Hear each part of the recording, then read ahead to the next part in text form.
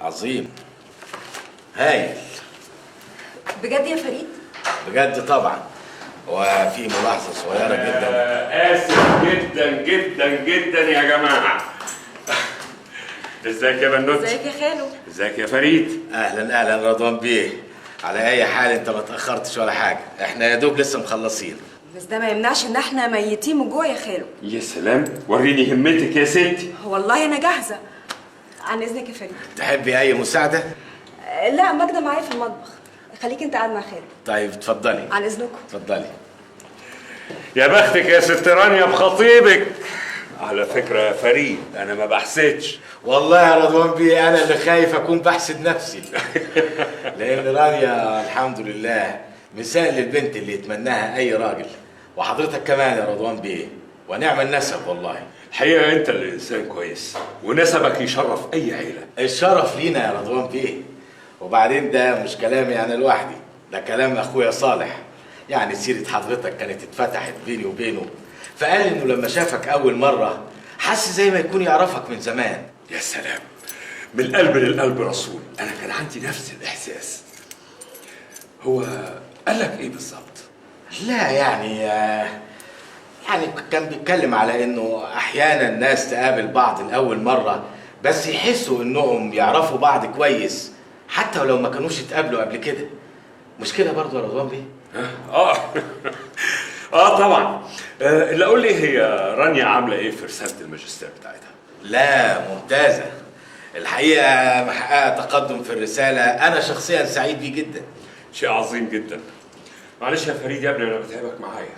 انت عارف ان رانيا هي اللي فضلالي في الدنيا بعد المرحومه امها. امانه في رقبتي. الكلام ده يا رضوان بيه تقوله لو كنت أنا حد غريب، إنما أنا خلاص زي ما بيقولوا عندنا في البلد بجازتنا في دجيجنا. عندك حق. قول لي بمناسبه البلد، انت ليه ما بتستغلش دراستك وخبرتك الكبيره في مجال الاثار في انك تعمل شغل خاص بيك؟ أيوة يا رضوان بيه، بس أنا دراستي في التاريخ، وفرق كبير بين دراسة التاريخ وشغل الآثار. أنا فاهم طبعا، بس أنت راجل ليك صفات خاصة. أولاً أنت مدرس تاريخ متميز جدا. ثانياً أنت اتولدت ونشأت في بيئة منقوعة في الآثار. في دي عندك حق يا رضوان بيه. هو أنا فعلا تربيتي في وسط الآثار العظيمة دي هي اللي حببتني في التاريخ وخلتني أدرسه وأتفوق فيه.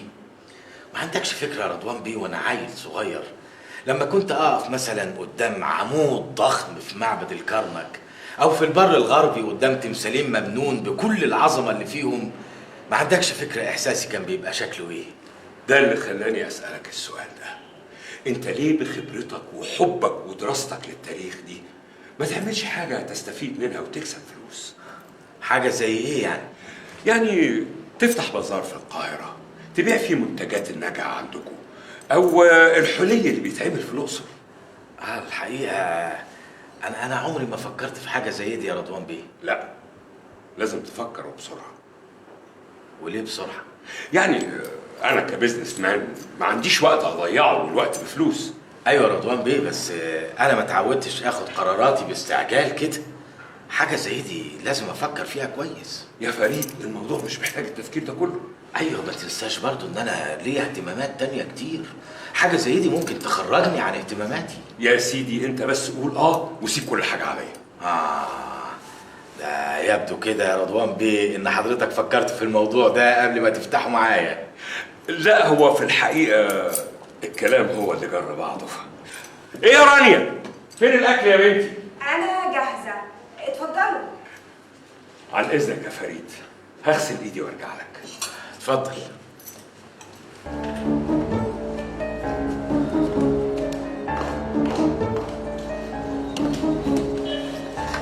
مالك يا فريد؟ في حاجه؟ لا أبدا أبدا. هو خالو قال لك حاجه تضايقك؟ لا بالعكس، أنا بس اللي سرحت شوية، إنما خالك ده باين عليه شخصية محترمة قوي.